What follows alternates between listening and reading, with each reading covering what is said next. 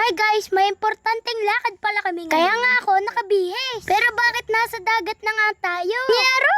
Dinaanan nga lang namin ng isang lolo ko. Dahil siya nga daw magdra-drive ng kotse na dala namin. At ang bahay nga niya ay malapit lang dito sa dagat. Kamusta naman kaya tumira malapit sa dagat? Siguro ang sarap lang magkape dito sa umaga. Habang tinitignan nga yung mga sirena. Nyaro! Baka naman chicks ang tinitignan. Napakaaga pa nga nito at marami na nga agad ang namimingwit. Kasama ko nga pala dito itong isang pinsan ko. At eto nga, natatakot pa siya nung inakyat namin. Nagpicture nga lang kami din ng kaunti. At maya-maya nga, umalis na din kami. Hindi ko na nga maalala kung saang lugar nga ito. Nag-stop over nga lang muna kami dito. At ang mga kasama ko nga ay naiihina. At dahil nandito na nga tayo sa may McDo, ay day kakain na din. Nag-order nga lang si mama ng pagkain ko at ng pagkain ng pinsan ko. At eto nga yung McFlurry na hindi nga nawawala sa akin. Laking iba nga nito sa ibang branch na nabibilhan ko. Eto nga at napakadami nga nilang nilagay na crushed Oreo. Napauna nga pala itong inorder ni mama.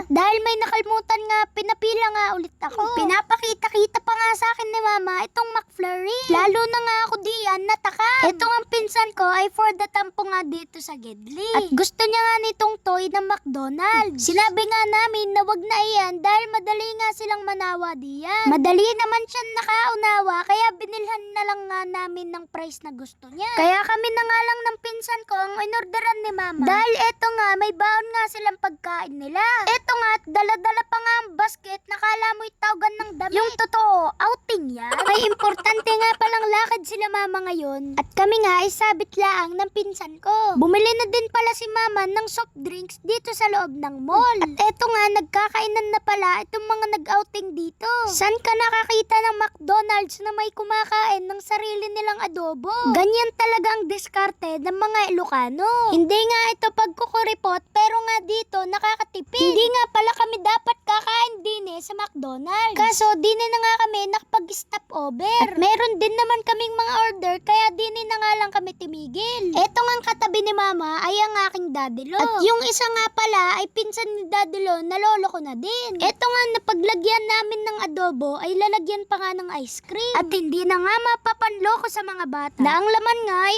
ice cream. Dahil halos maburo na nga ang print niya dito sa taklob. Eto nga pala ang isa kong pinsan ay hindi muna kinain ng kanyang chicken. Dahil inuna niya muna yung kanyang fries dahil favorite niya nga yun. Eto nga at enjoy na enjoy nga ako dito sa aking kinakain. Alas 5 pa nga nung umaga kami naggaya. Kaya hindi na nga kami nakapag-almusal kaya gutom na gutom nga ako. Eto nga at may baon nga din kami ditong Gatorade. Pero ang laman nga ay tubig. O saan ka pa dyan? Daig talaga ng madiskarte ang matalino. Dahil tapos na nga kaming kumain diyan. Eto nga at nilagpit na nga namin itong mga baon namin. Yung iba nga ay nakakapagdala pa ng kanilang mga rice cooker. Pero ito nga sa amin ay kakaiba nga ito. Daladala na ata namin ng mga gamit namin sa kusina. Nyaro! Huwag kalilimutan mag-follow, like and share. Sa panonood. Thank you Lord.